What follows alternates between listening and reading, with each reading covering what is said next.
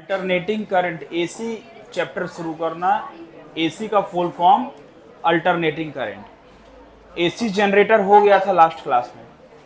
अब जनरेटर के बाद हम लोग न्यू चैप्टर स्टार्ट करेंगे अल्टरनेटिंग करंट। अच्छा, जो जनरेटर पढ़े थे उससे दो इक्वेशन मिला था। कौन कौन सा इक्वेशन मिला था? एसी जनरेटर से दो इक्वेशन हम लोग को मिला था। कौन कौन सा? एक मिला था I is equal to I not sine omega t, एक मिला था V is equal to V nought sine omega t, है ना। तो देखो, सबसे पहले बात करें अल्टरनेटिंग करंट होता क्या है। क्या होता है अल्टरनेटिंग करंट? अगर हम बात करें एसी, हम चैप्टर शुरू कर रहे हैं एसी अल्टरनेटिंग करंट, ध्यान देना। तो ये क्या है, क्या अल्टरनेटिंग करंट, ध्यान दो।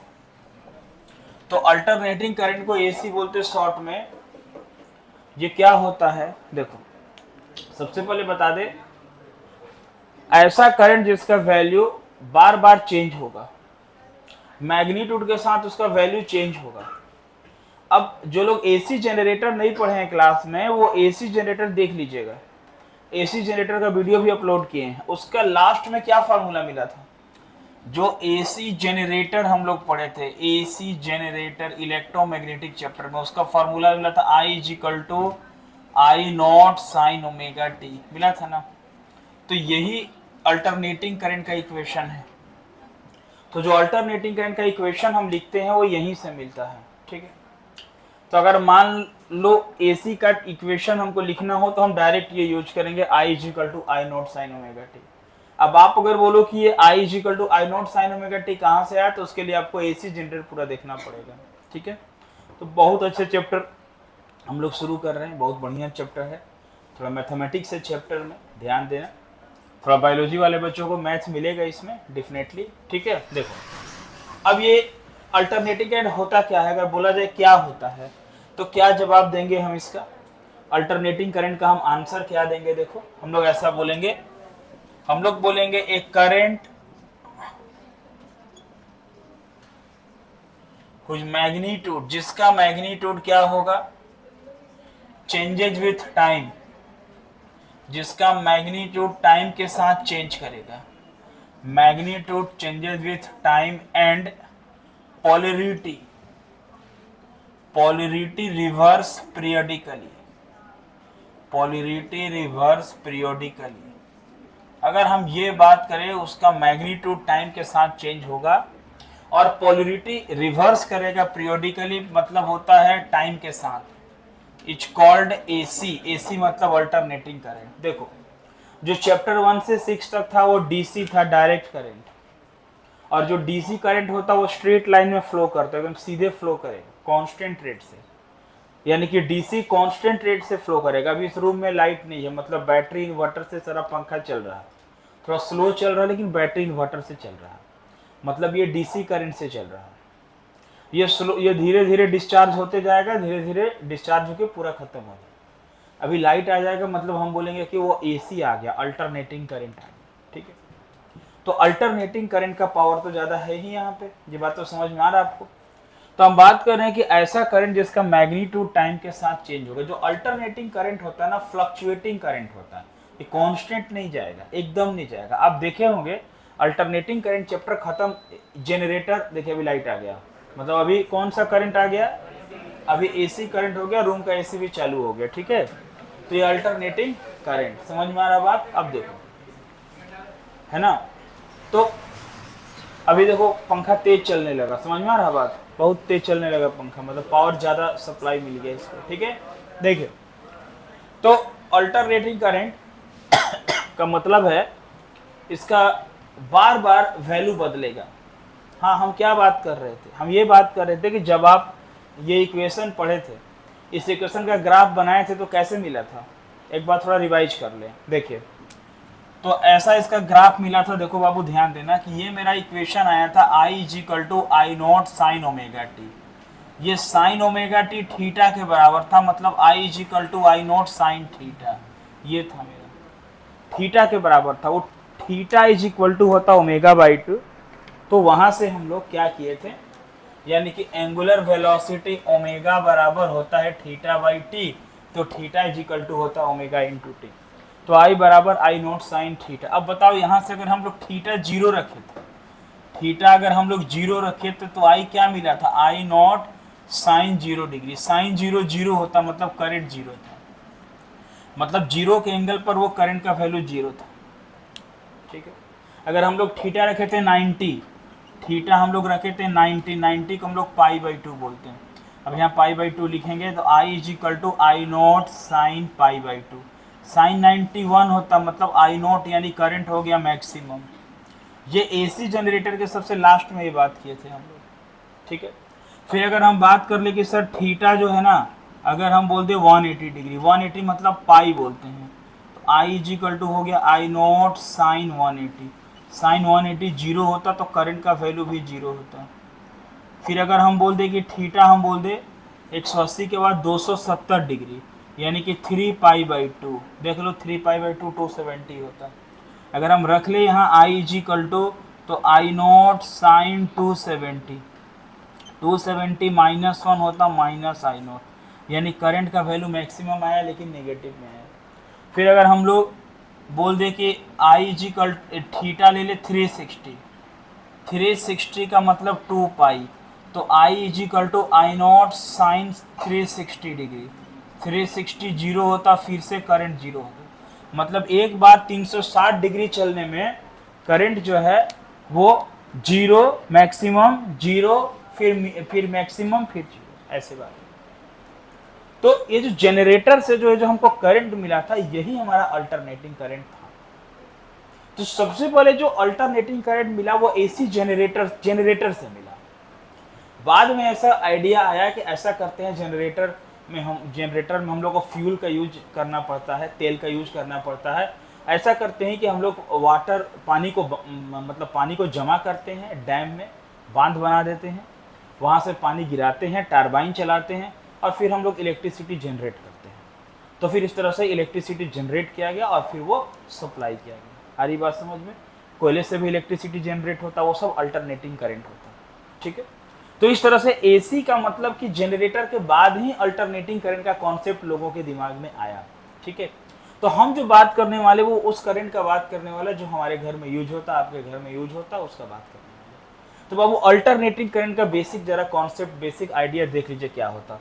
हम बोलते हैं ऐसा करंट जिसका मैग्नीट्यूड चेंज होता है टाइम के साथ और पोलरिटी माने प्लस माइनस रिवर्स करेगा पीरियोडिकली माने समय के साथ, उसको हम बोलेंगे एसी यानी अल्टरनेटिंग करंट बोलेंगे। अब देखो तो क्या बोलते हैं, हम बोलते हैं द साइनोसॉइडल इक्वेशन, साइनोसॉइडल माने साइन का, sinusoidal equation of alternating current is. देखो अल्टरनेटिंग करंट का जो साइनोसॉइडल इक्वेशन है वो क्या होता, वो होता I is equal to I not sine omega T. यही इक्वेशन होता जो जनरेटर से मिला, वही इक्वेशन ही अल्टरनेटिंग करंट। साइनोसॉइडल बोलने का मतलब कि साइन के फॉर्म में है। अब यहाँ यही इक्वेशन हमारा अल्टरनेटिंग करंट का हुआ। अब अगर बोलेंगे वेयर आई नॉट क्या होता है, तो बोलेंगे आई नॉट का मतलब होता है मैक्सिमम, आई नॉट का मतलब होता है मैक्सिमम वैल्यू और पीक वैल्यू ऑफ करंट, यानी कि मैक्सिमम वैल्यू या करंट का पीक वैल्यू, उसको हम आई नॉट कहते हैं। अगर बोले आई क्या है सर, तो instantaneous value of current, instantaneous value of current, current का इंस्टेंटेनियस वैल्यू, उसको हम लोग क्या बोलते हैं, तो आई बोलते हैं। ये ओमेगा क्या है, ओमेगा है एंगुलर वेलोसिटी, ओमेगा क्या है, एंगुलर वेलोसिटी।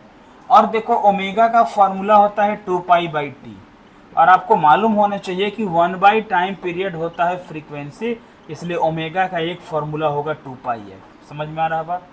इस तरीके से होता ना। अब ये 2 पाई बाई टी फ्रीक्वेंसी कैसे होता है अभी क्लियर कर रहे हैं आपको, हम कर रहे हैं क्लियर।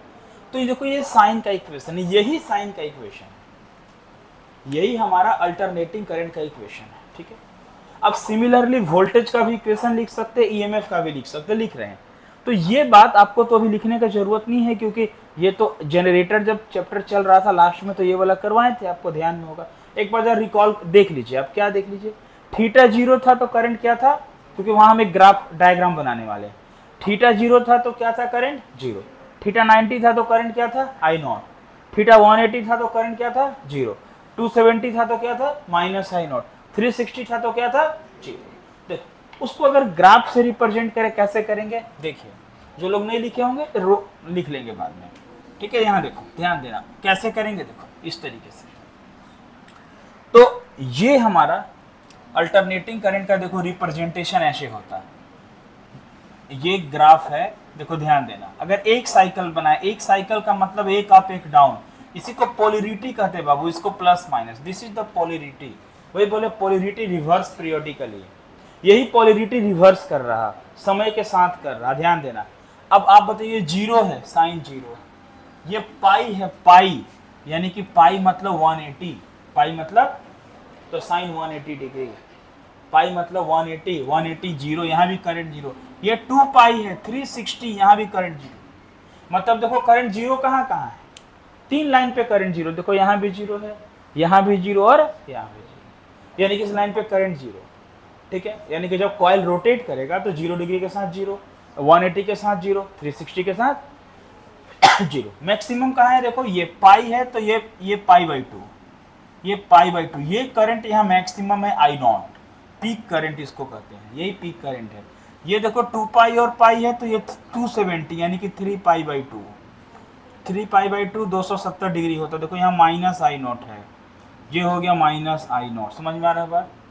तो इस तरीके से पाई 2 पाई में इस फॉर्म में जा रहा है ये टाइम के साथ। अब टाइम बोलोगे तो 1 साइकिल कहाँ है, देखो एक साइकिल का मतलब है 0 से ये कैपिटल T, यहाँ T मत लिखना, यहाँ तो T बाई 2 होगा, ये हाफ टाइम पीरियड हुआ। 1 साइकिल का मतलब क्या हुआ, 1 साइकिल का मतलब हो गया 0 से T, 0 से T। और हाफ साइकिल का अगर बात करें कि हाफ साइकिल क्या होता है, तो हाफ साइकिल होता है 0 से T बाई 2।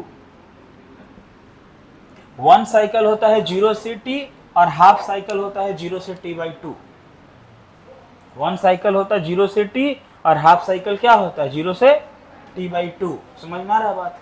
इस तरह से ये 2 साइकिल में बात हो रहा है, ठीक है ना। तो देखो एक साइकिल का मतलब ये T, मतलब जहां टाइम पीरियड T है ना, जहां टाइम पीरियड T वहां एंगल कितने का बना है, 2 पाई का। कितने का एंगल बना है, मतलब इसलिए ओमेगा बराबर 2 pi by t, omega is equal to 2 pi by t. 2 pi का एंगल वही बनेगा जहां 1 टाइम पीरियड होगा। उसी तरह से एक और साइकिल कर लो तो 4 पाई का एंगल बनेगा। अब जहां 4 पाई का बनेगा वहां 2t होगा, फिर कट के 2 पाई बाई टी, इसलिए omega is the angular velocity equal to 2 pi by t. और 1 बाई टाइम पीरियड क्या होता है, फ्रीक्वेंसी। तो देखो इस तरह से फ्लक्चुएट करता। अब कितना ज्यादा फ्लक्चुएट करेगा, तो इसका प्रोडक्शन जिस तरीके से होगा उस हिसाब से फ्लक्चुएट करेगा। हम बहुत लोगों को सुने बोलते हुए, क्या बोलते कि 1 लाख बार फ्लक्चुएट करेगा, लाखों बार फ्लक्चुएट करेगा। देखो ऐसा नहीं है। हम लोग का जो देश है भारत में, जो डोमेस्टिक सप्लाई है, हम लोग का कंट्री में जो डोमेस्टिक सप्लाई है वो 50 हर्ज का डोमेस्टिक सप्लाई है, 50 हर्ज। यानी in India the frequency of, हम लोग का जो कंट्री है वहां पर ध्यान देना, डोमेस्टिक सप्लाई है 50 हर्ज और कॉमर्शियल सप्लाई है 60 हर्ज। तो फॉर डोमेस्टिक सप्लाई अगर हम बात करते हैं कि डोमेस्टिक सप्लाई, तो ये डोमेस्टिक सप्लाई में जो फ्रीक्वेंसी होता है वो 50 हर्ज। अच्छा फ्रीक्वेंसी किसको बोलते बताओ तो, फ्रीक्वेंसी क्या होता है, फ्रीक्वेंसी का मतलब होता है नंबर ऑफ रिवॉल्यूशन पर सेकेंड। एक सेकेंड में कितना बार रिवॉल्व किया उसको फ्रीक्वेंसी कहते हैं। मतलब एक सेकेंड में ये साइकिल कितना बार जाएगा उसको फ्रीक्वेंसी कहेंगे। अगर किसी का फ्रीक्वेंसी 50 हर्ट्ज है इसका मतलब क्या हुआ, अगर किसी का फ्रीक्वेंसी 50 हर्ट्ज है इसका मतलब हुआ कि एक सेकेंड में 50 बार 50 साइकिल बन रहा। कितना बन रहा, 1 सेकेंड में कितना साइकिल बन रहा, 50। 1 सेकेंड में कितना साइकिल बन रहा, 50, यानी 50 अप 50 डाउन। अच्छा एक साइकिल में करंट जीरो कितना बार होता है, एक साइकिल में करंट जीरो 2 बार होता है, 2 बार, इसको मत काउंट करो, 2 बार होता है। ये तो फिर दूसरे साइकिल के लिए हो गया। स्टार्ट यहां से करेंगे तो 1 2, यहां को छोड़ के करेंगे तो 1 2, आ रहा बात समझ में। तो यहां से स्टार्ट करेंगे 1 2, इस फिर दूसरे साइकिल में काउंट होगा। तो बताओ एक सेकेंड में 50 साइकिल, एक सेकेंड में, एक साइकिल में 2 बार जीरो 2 बार मैक्सिमम, एक साइकिल में 2 बार जीरो 2 बार। फिर से बात करते हैं अल्टरनेटिंग करंट।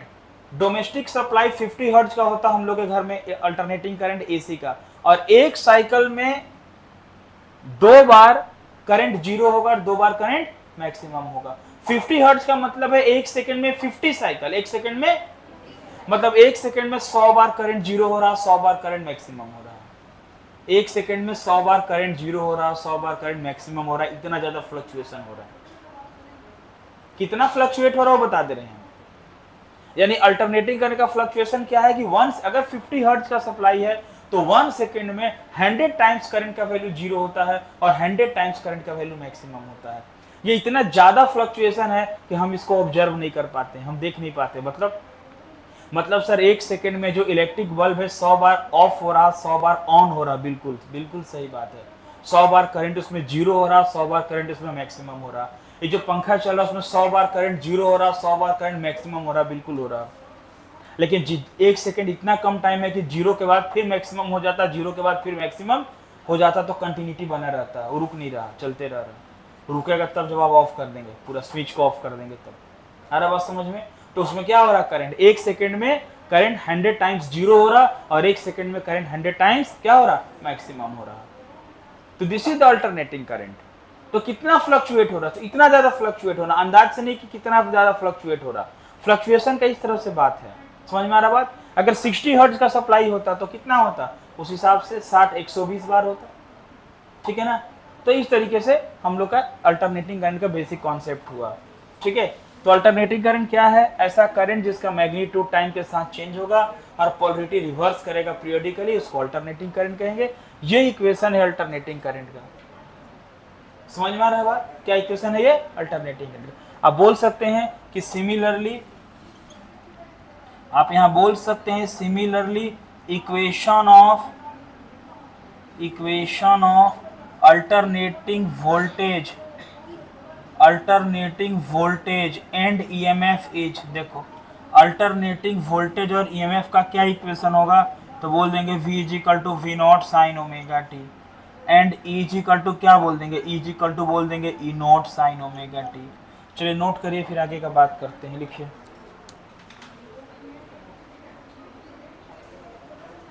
देखिए अल्टरनेटिंग करंट का equation I is equal to I nought sine omega t. अब यहां से आपको कुछ सिंपल प्रॉब्लम पूछा जा सकता है। देखिए कैसे, मान लीजिए आपको ऐसे दे दिया, क्या दे दिया, देखो आपको दे दिया the equation of alternating current is I is equal to 200 sine और बोल दे 314 टी, ऐसा बोलते हैं। I is equal to 200 sine 314 t. और तब आपसे बोले कि फाइंड करो, क्या फाइंड करो। देखो नंबर 1 में कोई बोलता है पीक करंट फाइंड करना। क्या करना है? Peak current. ध्यान देना, नंबर 1 में पीक करंट कोई बोल देता, फिर क्या बोलता नंबर 2 में बोलता एंगुलर वेलोसिटी क्या है वो फाइंड करना। एंगुलर वेलोसिटी क्या है वो फाइंड करना, ओमेगा। फिर वो बोलते हैं ना कि फ्रीक्वेंसी फाइंड करो, फिर बोलते हैं टाइम पीरियड फाइंड करो। तो देखो ये यहाँ से हम कंपेयर, इसमें और भी जुड़ेगा क्या, average value of AC, RMS value of AC पढ़े नहीं अभी। अब हम लोग एवरेज वैल्यू एसी का पढ़ेंगे आज। लेकिन अभी मान लो इक्वेशन पर दे दिया हमसे, या हमसे वोल्टेज पर दे दिया, तो क्या बात करेंगे, ध्यान से समझिए।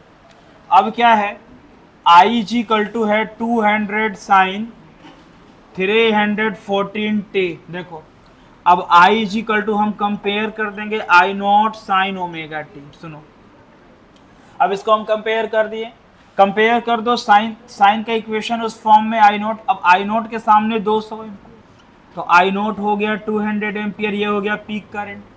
अब ये ओमेगा टी के सामने 314 टी खत्म, तो ओमेगा क्या हो गया 314 रेडियन पर सेकेंड। ओमेगा एंगुलर वेलोसिटी का यूनिट होता है इसे। अब ओमेगा इज इक्वल टू होता 2 पाई, ओमेगा का ओमेगा आ गया 314। सुनो, ओमेगा होता 2 पाई एफ 314। तो एफ इज इक्वल टू क्या हुआ 314 बाई 2 पाई। तो 314 बाई 2 पाई का वैल्यू 3.14, पॉइंट के ऊपर में 2 जीरो कट गया, 2 से 100 कटा 50 हर्ट्ज, तो फ्रीक्वेंसी निकल गया, हो गया बात। तो कहने का मतलब ऐसा ये कोई खास न्यूमेरिकल्स नहीं है, लेकिन मतलब हमको ये समझ में आना चाहिए कि हमको कोई इक्वेशन दे देना इक्वेशन के फॉर्म में कुछ बात लिखता है ना, तो इक्वेशन से कंपेयर करके डेटा निकाल लेना, मतलब ये सब डेटा पता कर लेना क्या क्या है, ये सब डेटा हमको पता कर लेना क्या क्या है। समझ में आ रहा है बात? तो इक्वेशन से कंपेयर करना है। और ये सब डेटा आपको कहाँ से मिला, बताओ कैसे मिला? ये सब डेटा आपको इस इक्वेशन से कंपेयर करके मिला। अब जैसे मान लो आपको हम बोल देते हैं कि v is equal to 300 sine 20 pi t. अब ये इससे कंपेयर करके ये सारा डेटा दिखे तो कैसे कैसे लाएंगे आप? यही चारों। अब चारों आप करंट तो नहीं ले पाएंगे, पीक वोल्टेज लाएंगे। अगर हम बोल देते हैं इज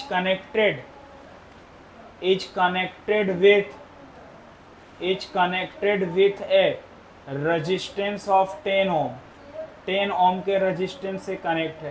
थोड़ा बात फिर उल्टा हो जाएगा, अभी आप टॉपिक पढ़े नहीं, अब टॉपिक अभी हम पढ़ाने वाले हैं, इसलिए अभी इसके साथ कुछ ज़्यादा जोड़ जाड़ नहीं करते। बताओ, अब ये v is equal to 200 sine 3 pi से आप कंपेयर किससे करोगे? बोलो, v इज इक्वल टू किससे करोगे? Sign omega T. तो क्या क्या आप डेटा निकाल सकते बताओ? अभी बाकी बात छोड़ो, अभी शुरू हो रहा चैप्टर। क्या क्या डेटा निकाल सकते हैं? आप बोलेंगे सर v नॉट कितना हो गया? 300 वोल्ट। v नॉट कितना हो गया? यानी इसको बोलेंगे पीक वोल्टेज। क्या बोलेंगे इसको? Peak voltage. रेजिस्टेंस मिलता तो करंट निकाल लेते, लेकिन चलो कोई बात नहीं। अब ये ओमेगा टी के सामने कौन है बताओ? 20 pi T, T T cancel, omega क्या हो गया? 20 पाई रेडियन पर सेकेंड। बताओ ओमेगा का फॉर्मूला क्या है? 2 पाई एफ बराबर 20 पाई, पाई पाई खत्म, तो फ्रीक्वेंसी हो गया 10 हर्ट्ज निकल गया। टाइम पीरियड क्या होता? 1 बाई फ्रीक्वेंसी 1 बाई टी, यानी कि 0.1 सेकेंड। तो बाबू इतना डेटा तो ऐसे हम निकाल सकते हैं इक्वेशन से। तो जो हमारा अल्टरनेटिंग करंट, अल्टरनेटिंग वोल्टेज का जो इक्वेशन है, हमको इस बात का ध्यान रखना है कि हम इक्वेशन से इतना डेटा को निकाल सकें। ठीक है, लिखे, नोट करिए इसको, लिखे दोनों को,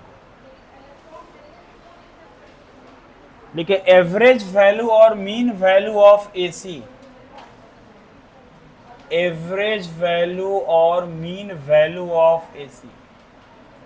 बोले अल्टरनेटिंग करंट का सर एवरेज वैल्यू लेने का क्या जरूरत है? अरे कैसे नहीं एवरेज लेंगे, इतना ज़्यादा फ्लक्चुएशन है, एक एक सेकंड में 100 बार जीरो हो रहा, 100 बार मैक्सिमम हो रहा, एवरेज तो लेना पड़ेगा। तो एवरेज वैल्यू और mean value of AC.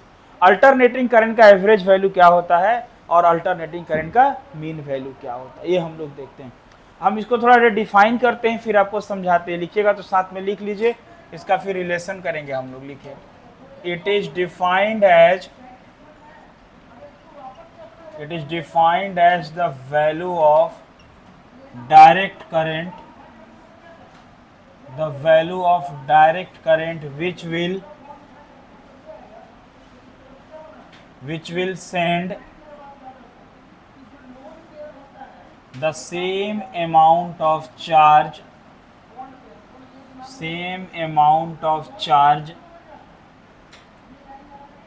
in a circuit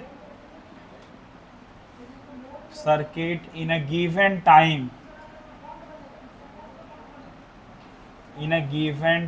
as is sent by AC माने alternating current in its half period of time। ठीक है, it is denoted by, इसको कैसे डिनोट करेंगे? इसको करेंगे IAV और IM। AV माने एवरेज, M माने मीन, इसको एवरेज या मीन कहेंगे।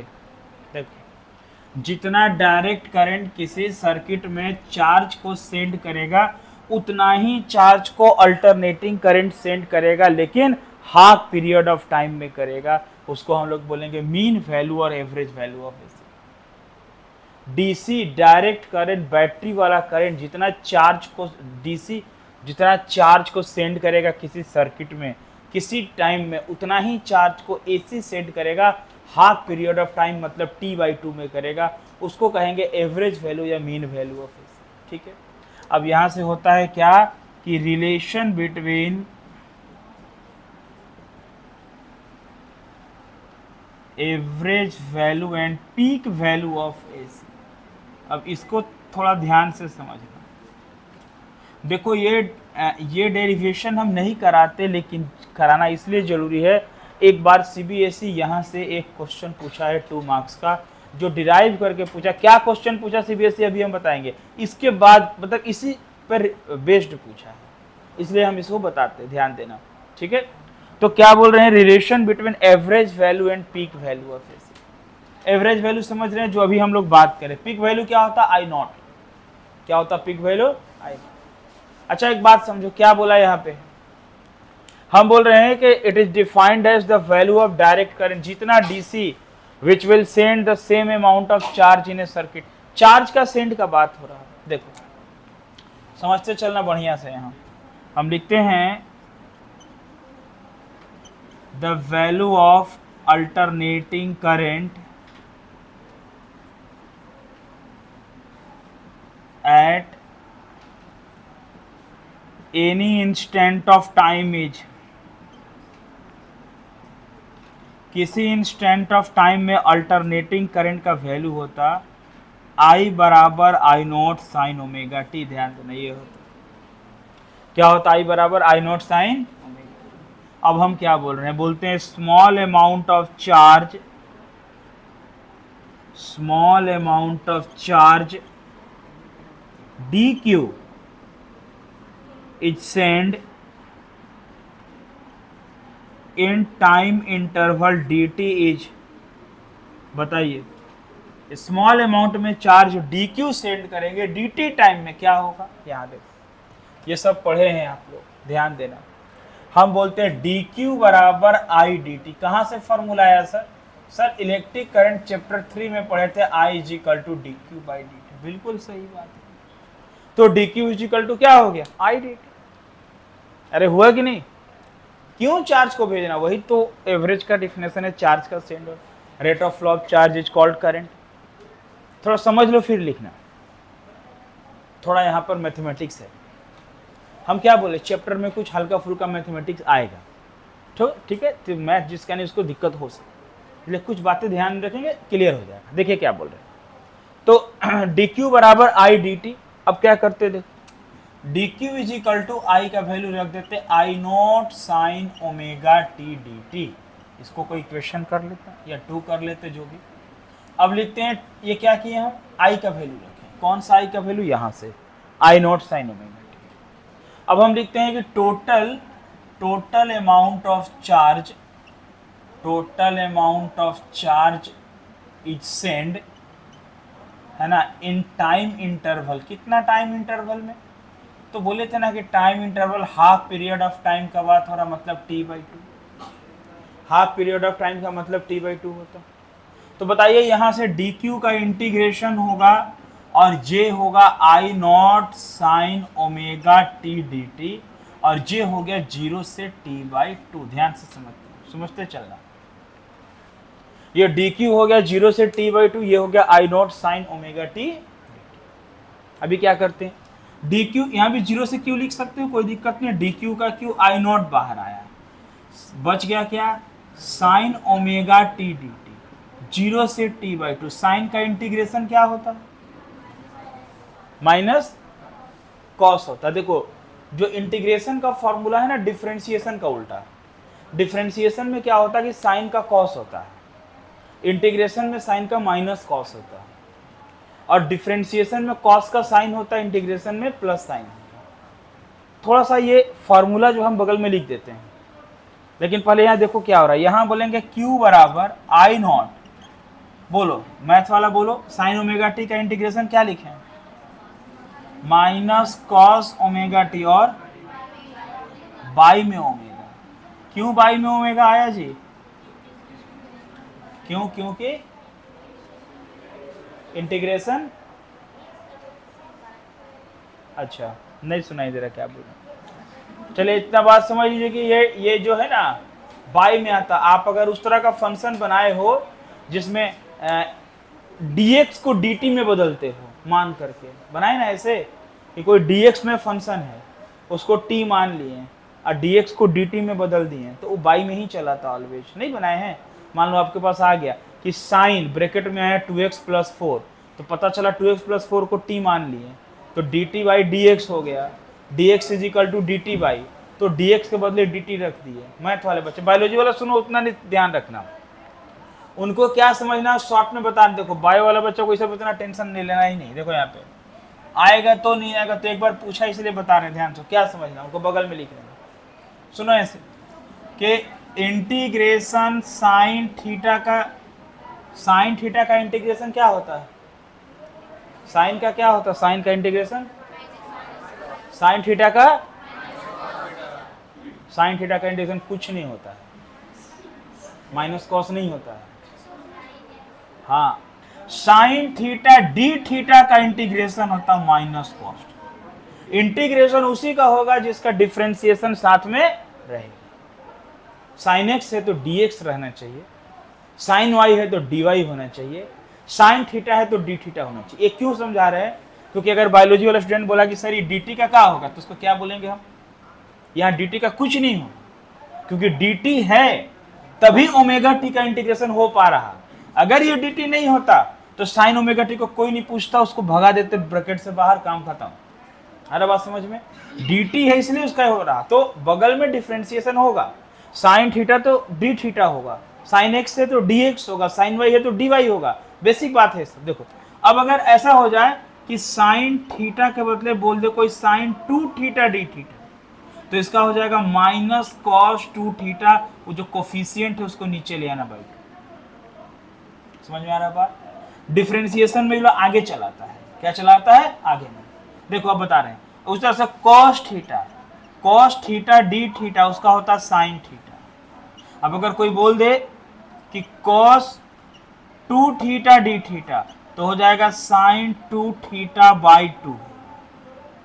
मैथमेटिक्स में प्लस सी भी लिखते कांस्टेंट के लिए, क्योंकि इनडिफिनिट इंटीग्रल्स है, लेकिन वो प्लस सी का यहाँ यूज हम नहीं करेंगे, हम कांस्टेंट को 0 मान के चल रहे हैं। ठीक है, मैं चलो बच्चा समझ रहा होगा बात जो हम बोल रहे हैं, प्लस सी लिखते हैं, इनडिफिनिट डिफिनिट दो तरह का इंटीग्रेशन, तो जरूरत नहीं है आपको समझने का। तो आप समझ रहे हैं बात क्लियर। यही डिफरेंशिएशन उल्टा होता, एक जगह वो चारों फॉर्मूला आपके पास होना चाहिए, ज्यादा यूज थोड़ी आता, हल्का फुल्का यूज आता है मैथ का। देखो और क्या दूसरा होना चाहिए, देखो यहाँ पे जैसे मान लो अगर हम बोल दे, यहाँ देखो उल्टा ऐसे बोलते कि अगर कोई बोलता d/d थीटा साइन थीटा का डिफरेंशिएशन, तो होता कॉस थीटा। फिर अगर कोई बोलता d/d थीटा साइन 2 थीटा, तो इसका 2 बाहर चला आता, नीचे नहीं आता, इसका 2 नीचे आ जाता। Integration is the inverse process of differentiation, ये इसका उल्टा होता है।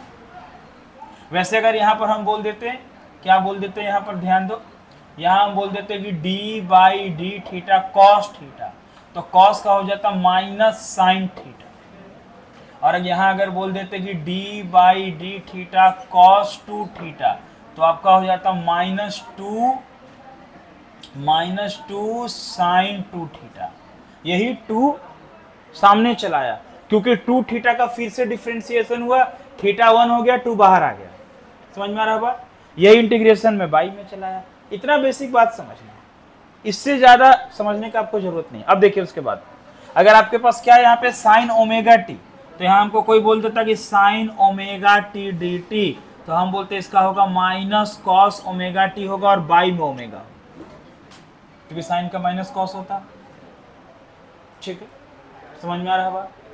लिख लेना, इसको रखेंगे मिटाएंगे नहीं अभी। अब यहाँ क्या आ गया थोड़ा देख लो, यहाँ क्या आया बाबू, यहाँ पर थोड़ा ध्यान दीजिए अभी, ये तो हम बताएं, थोड़ा इंटीग्रेशन लिख लेना आराम से। देखो यहाँ क्या होगा, Q बराबर माइनस आई नोट के नीचे चलाया ओमेगा, इस ओमेगा को आ गया बाहर, आ रहा बात समझ में। और ये क्या हो गया, कॉस ओमेगा टी। ठीक है, जहां मैथमेटिक्स आएगा आपको सोचने की जरूरत नहीं है, बहुत बढ़िया से बता देंगे, क्योंकि जो फिजिक्स का टीचर होता है उसको तीनों सब्जेक्ट याद रहता दिमाग में, केमिस्ट्री भी मैथ भी।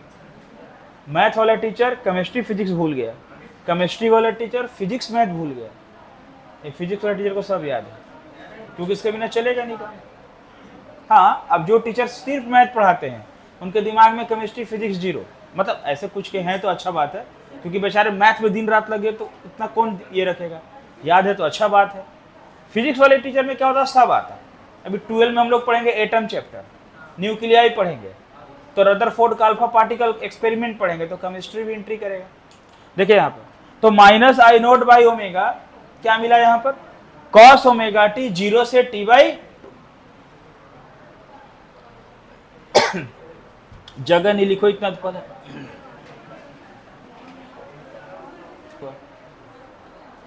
देखिए इसके बाद देखिए अब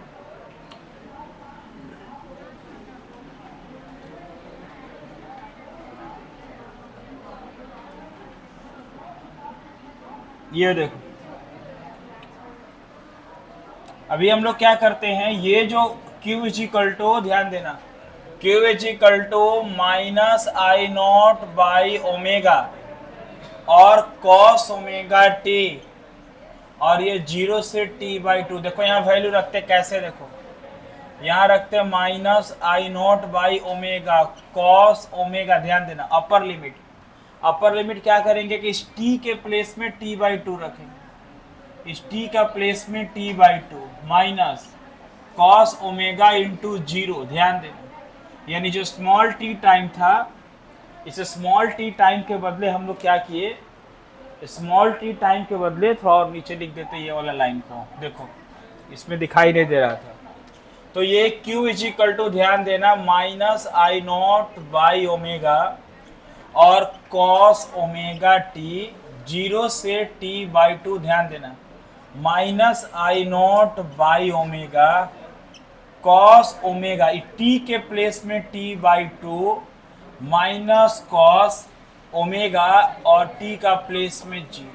अब सुनना इधर, minus I not by omega, अब देखो क्या बोल रहे हैं, अब ये मत करना ना डायरेक्ट, बहुत लोग ये 0 है ना तो यहाँ रख के बोलते कॉस पूरा 0, पूरा 0 नहीं कर सकते हैं, एंगल के साथ 0 है, पूरा 0 करेंगे तो सब 0 होगा, और cos 0 1 होता है, इस बात का ध्यान रखेंगे, वहां पर cos 0 डिग्री 1 होता है। देखो अब क्या बोल रहे हैं, cos ओमेगा, ओमेगा के बदले होता है 2 pi by T into T by 2 minus cos 0 degree, देखो ओमेगा का प्लेस में रखे 2 पाई बाई टी, आप यहां भी ओमेगा का प्लेस में 2 पाई बाई टी रखो, कोई दिक्कत नहीं, ओमेगा का प्लेस में 2 पाई बाई टी। अब देखो यहां समझना, एक मिनट, क्या हुआ, ओमेगा के प्लेस में 2 pi by T, T cancel, 2 cancel, cos pi minus cos 0 degree, पूरा 0 कर देते तो 0 होता, कॉस 0 1 होता। देखिए इसके बाद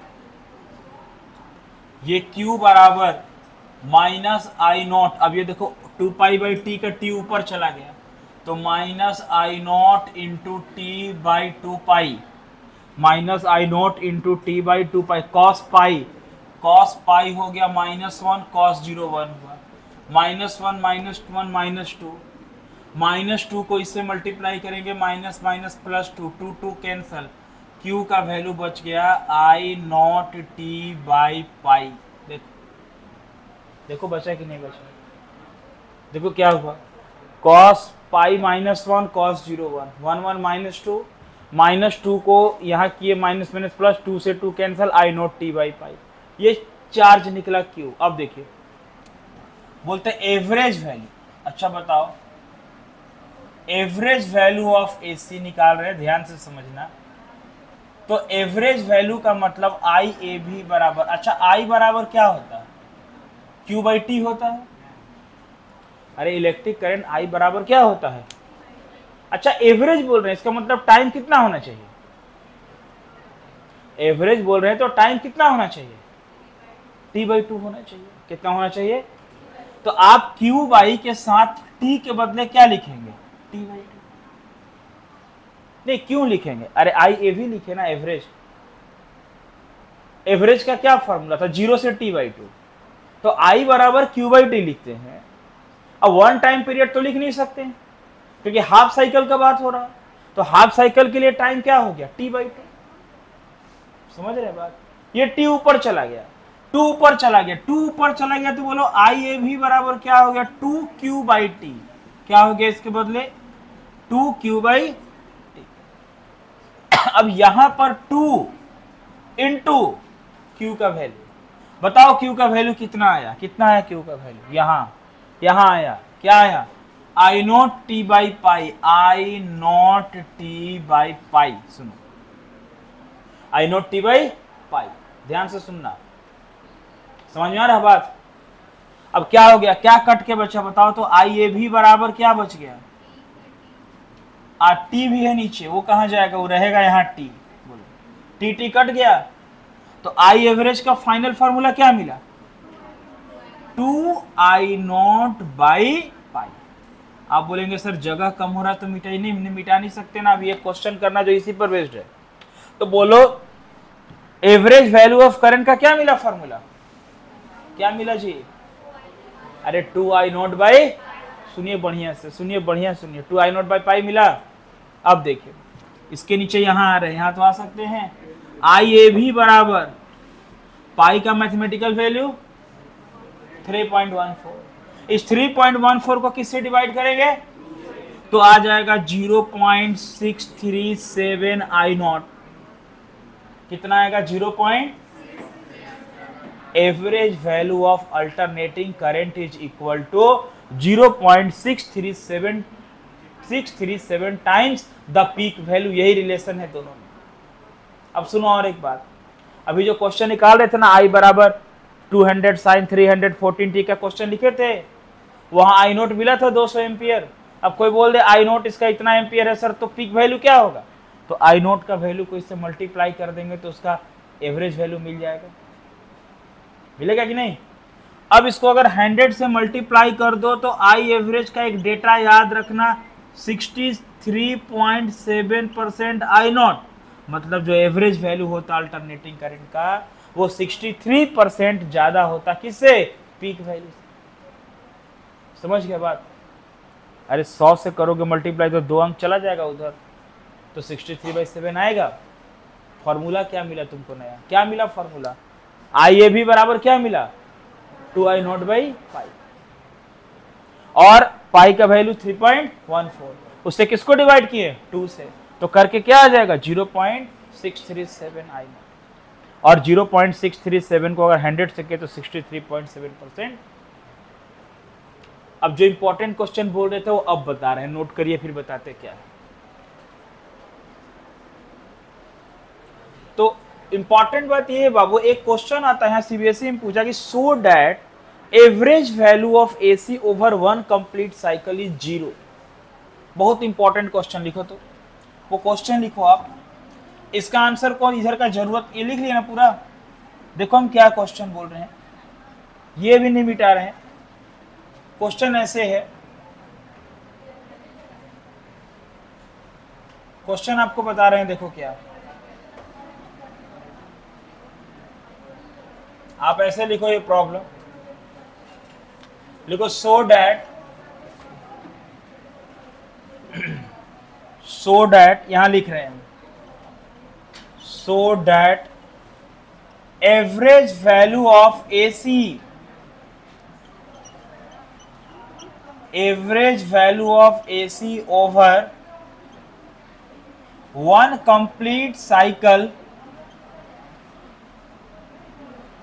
इज 0। ये क्वेश्चन बड़ा इंपॉर्टेंट है, ये पूछा गया है 2 मार्क्स में सीबीएसई कि average value of AC over 1 complete cycle 0 होता, बताइए 1 कंप्लीट साइकिल में जो एवरेज वैल्यू होता है वो क्या होता है, 0 होता है, इसको बताओ। अब आपको करना क्या है, और सच पूछो तो इसी क्वेश्चन के लिए इसका हम डेरिवेशन कराए, अदरवाइज एवरेज वैल्यू का डिराइव करने आता नहीं है जनरली इस क्वेश्चन के लिए बताएं। देखो कैसे, अब समझना, हम यहां से चलते जाएंगे, आंसर एकदम यहां से चलते जाएंगे, कोई दिक्कत नहीं, चलते गए चलते गए चलते गए। अब 0 से टाइम इंटरवल जो t/2 था ना, अब वो t/2 नहीं रहा, अब 1 कंप्लीट साइकिल मतलब t हो गया, यानी यहां से t आ गया, ऐसे t आ गया। अब ये t/2 नहीं, t आ गया, ये t चला आया, हर जगह t, कैपिटल T, मतलब यहां भी t, यहां भी ओमेगा के साथ t। अब देखो क्या होगा, है ना, T4 क्या होता है, T4 क्या जी, minus I not by omega, T4 teacher, और क्या होता T4, T4 टी माने चाय, चाय जरूरी है टीचर को। ओमेगा का वैल्यू क्या लिखे बताइए, 2 पाई बाई टी, और यहाँ क्या लिखे t माइनस कॉस 0, ध्यान देना टी कट गया, minus I not by omega, आपकी बार बच गया कॉस 2 पाई माइनस कॉस 0। समझो इधर, अभी देखो यहां देखो, minus I not by omega, ये देखो कॉस 2 पाई 1, कॉस 0 1, 1 में से 1 0, क्यू 0, चार्ज हो गया चीज। अरे कॉस 360 डिग्री 1 होता, कॉस 0 1 माइनस 1 क्या होता, मतलब यहां से हम करते गए, जहां टाइम पीरियड t/2 था वहां t रखें, पता चला चार्ज का वैल्यू 0 आ गया। अब जब चार्ज का वैल्यू 0 आया तो बताओ आई ए भी बराबर क्या करेंगे, q/t करेंगे ना, q/t। तो अब क्या है कि t 0 है तो q/0, मतलब जो एवरेज वैल्यू है वो 0 होगा। यही क्वेश्चन था क्या, कि so that average value of AC over 1 complete cycle is 0। एक कंप्लीट साइकिल में एवरेज वैल्यू एसी का क्या होता है, 0 होता है। ये एक इंपॉर्टेंट क्वेश्चन, क्या बोले, अब चार्ज 0 होगा तो I = q/t, तो 0 नहीं होगा एवरेज वैल्यू। अच्छा यहां पर 0/t कर लो, 0 सिंपल लिख लो, 0 है और कुछ नहीं करंट।